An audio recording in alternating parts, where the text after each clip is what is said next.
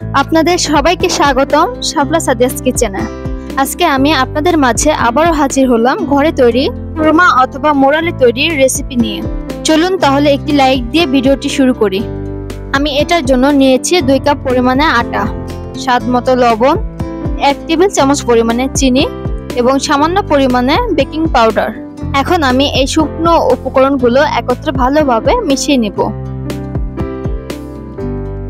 আমি খুব ভালোভাবে উপকরণগুলো একত্রে মিশিয়ে নিয়েছি। তারপর এতে দিয়ে দিলাম অরেঞ্জ ফুড কালার।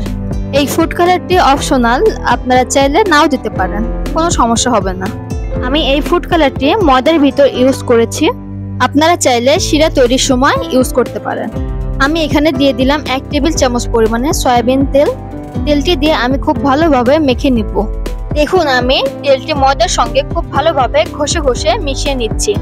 কাজটি খুব ভালোভাবে করতে হবে যেন ময়দার সঙ্গে তেলগুলো খুব ভালোভাবে মিশে যায়।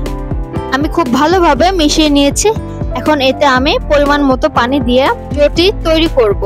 খুব সাবধানে এই কাজটি করতে হবে যেন কোনোভাবেই পানি বেশি হয়ে ডোটি নরম হয়ে না যায়।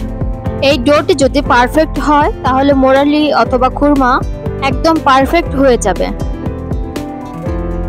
এই জন্য ডোটি পারফেক্ট করে তৈরি করতে হবে। আমি দেখুন খুব ভালোভাবে মথে নিচ্ছি।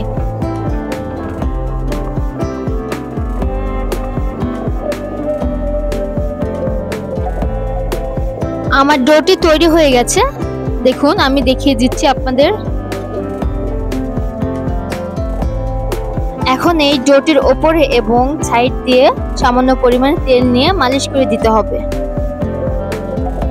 এই ডোটি কিচেন টাওয়েল অথবা সুতি কাপড় দিয়ে 10 মিনিট রেস্টে রেখে দিতে হবে, তাহলে একদম পারফেক্ট হয়ে যাবে। আমার 10 মিনিট হয়ে গেছে, তো আমি ফিরে আসলাম। দেখুন আমার ডোটি কতটা সফট হয়েছে। এখন আবার খুব ভালোভাবে কিছুক্ষণ মথে নিতে হবে। আমি এখন এই ডোটিকে হালকাভাবে লম্বা করে লেচি কেটে নিব। তো দেখুন আমি কিভাবে লম্বা করছি। আমি এর চাইতে আর লম্বা করলাম না। এখন আমি 3 পিস লেচি কেটে নিব। 1 পিস আমি লেচি রেখে দিয়েছি এবং বাদবাকিগুলো আমি সুতি কাপড় অথবা টাওয়েল দিয়ে ঢেকে রেখেছি। অবশ্যই এই ডোগুলো ঢেকে রাখতে হবে, তা নয়তো উপরের অংশ ড্রাই হয়ে যাবে। এখন আমি খুব ভালোভাবে এটাকে বেলে নেব।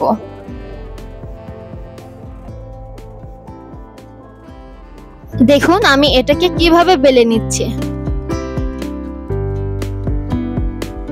আমি একটি বড় আকারের রুটি তৈরি করে নিয়েছি। দেখুন এটা পাতলাও না মোটাও না। এখন আমি 4 সাইডের অংশগুলো কেটে কেটে সরিয়ে রাখবো।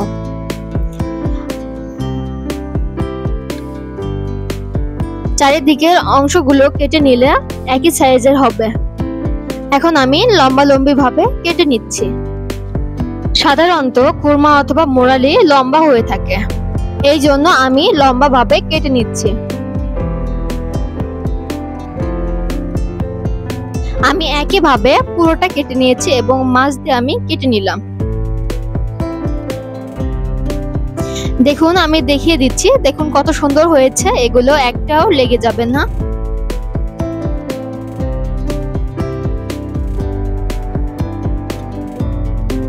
দেখুন এগুলো দেখতে কত সুন্দর হয়েছে।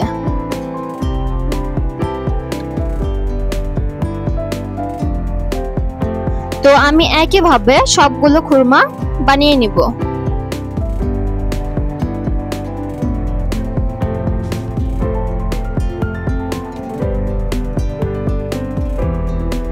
আমি সবগুলো খুরমাই বানিয়ে নিয়েছি।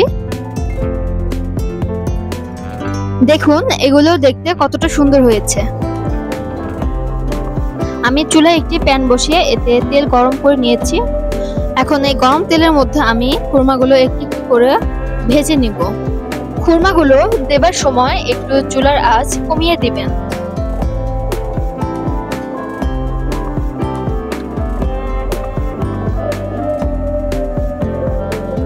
আমি সবগুলো দিয়ে দিয়েছি।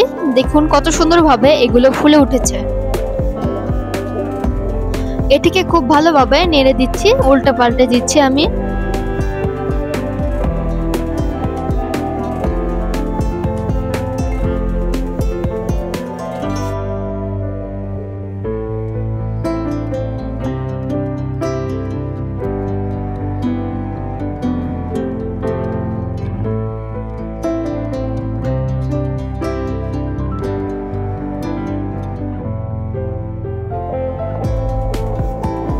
যখন খুরমাগুলো ভাজতে ভাজতে বাদামি রং ধারণ করবে সে পর্যায়ে এগুলোকে তুলে নিতে হবে। দেখুন কত সুন্দর হয়েছে এগুলোর কালার। আমি সবগুলো একইভাবে ভেজে নিয়েছি। দেখুন একদম পারফেক্ট হয়েছে এবং কালারটাও অনেক সুন্দর। এখন এগুলোকে ঠান্ডা করতে দিয়ে এর ফাঁকে শিরা তৈরি করে নিব। শিরার জন্য আমি এখানে 1 কাপ চিনি নিয়েছি এবং 1 কাপ পরিমাণে পানি নিয়েছি। তো খুব ভালোভাবে এখন এটাকে জাল করে নিতে হবে। বাসায় তৈরি খুরমা খেতে সত্যি খুব ভালো লাগে এবং এটার নিজের ইচ্ছা মতো যে কোনো শেপ দিয়ে নেওয়া যায়। দেখুন আমি নেড়ে চেড়ে এটাকে জাল করে নিচ্ছি। এই শিরাটি যতক্ষণ ঘন না হচ্ছে ততক্ষণ হাই হিটে জাল করে নিতে হবে। দেখুন আমার শিরাটি কিন্তু অনেকটাই ঘন হয়ে এসেছে। আমি এই পর্যায়ে দিয়ে দিচ্ছি ভেজে রাখা এবং ঠান্ডা করে রাখা খুরমাগুলো। তবে অবশ্যই কিন্তু খুরমাটি ভেজে প্রথমে ঠান্ডা করে নিতে হবে। দেখুন আমি খুব ভালোভাবে এটাকে নেড়ে দিচ্ছি। এই পর্যায়ে চুলার আঁচ একদম লো হিটে দিতে হবে এবং অনবরত এটাকে নেড়ে দিতে হবে। নাড়তে নাড়তে দেখবেন এই চিনিগুলো খুরমার মধ্যে মেখে যাবে এবং আটকে যাবে। যখন দেখবেন চিনিটি খুরমার গায়ে লেগে ঝরঝরা হয়ে গিয়েছে সে পর্যায়ে চুলাটি বন্ধ করে দিবেন। তো দেখুন আমার খুরমাটি কিন্তু হয়ে গিয়েছে। আমার খুরমা একদম পারফেক্ট হয়েছে। জানি না আপনাদের কেমন লাগলো, তবে আমার তো বেশ লেগেছে। দেখুন কত সুন্দর হয়েছে এগুলো। এইভাবে বাসায় বানালে একদম দোকানের মতো হয়ে যাবে। আমি সবগুলো তুলে নিয়েছি। দেখুন কত সুন্দর লাগছে দেখতে। আশা করি আমার আজকের এই মোরালি অথবা খুরমা বানানোর রেসিপিটা আপনাদের প্রত্যেকের খুব ভালো লেগেছে। ভালো লাগলে অবশ্যই লাইক, কমেন্ট এবং সাবস্ক্রাইব করে আমার পাশেই থাকবেন। সবাই অনেক অনেক ভালো থাকবেন। আবারও ফিরে আসবো নিত্য নতুন রেসিপি নিয়ে। আসসালামু আলাইকুম।